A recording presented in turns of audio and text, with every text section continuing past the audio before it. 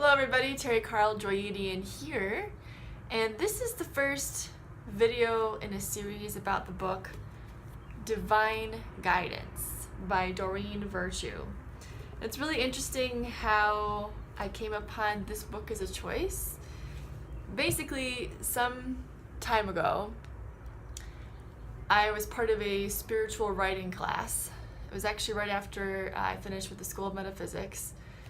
And the leader of the class gave us handouts occasionally, packets, samples from different things that were relevant to what we were learning in the group each night. And I think I read through it, maybe skimmed through it, but I didn't really pay a lot of attention.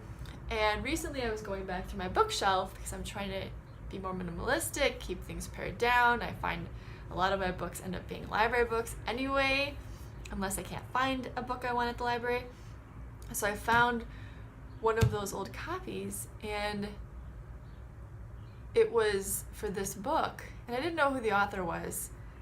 I was reading through it. I think I read through the entire packet, and I was like, this is really resonating with me. I want to actually read the book.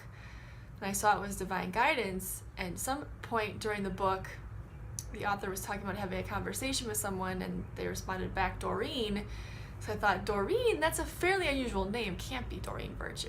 It's like, no, it can't be Doreen Virtue. But I looked up the book, and sure enough, it's Doreen Virtue. And the reason this is significant is because I don't remember exactly how I discovered Doreen Virtue.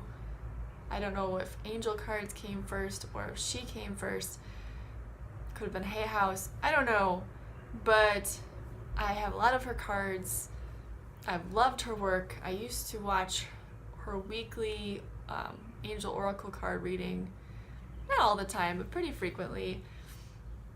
And I can't remember how long ago it was now, but she completely dismissed all of her work, started fresh, went on a completely different path. And I don't know the word to describe it for me, if I was devastated or heartbroken or disappointed. I don't know. But it was a very interesting experience for me, and I think a lot of people who really enjoyed her work. What I'm coming to realize is it's not so much the messenger who's important, it's the message. And her messages have been very helpful for me, which are divinely inspired.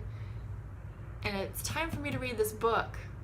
I think maybe to make peace with differences between myself and others, for example, Doreen.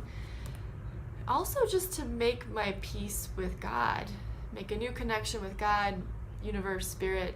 I love how in this book she says you can refer to it however you want. You can call it he or she. You can call it whatever word you want. It's not really important. What's important is the connection, the love, and the message. So I am anticipating that this is going to be a wonderful spiritual journey for me. I invite you to come along with me.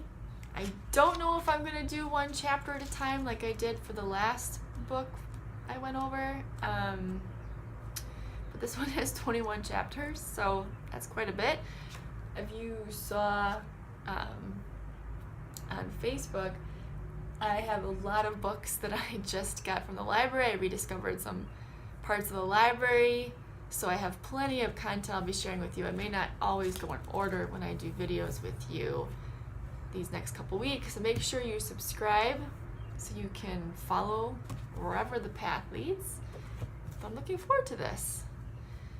So I hope you'll come along for the ride, and I'll see you again for the beginning of Divine Guidance.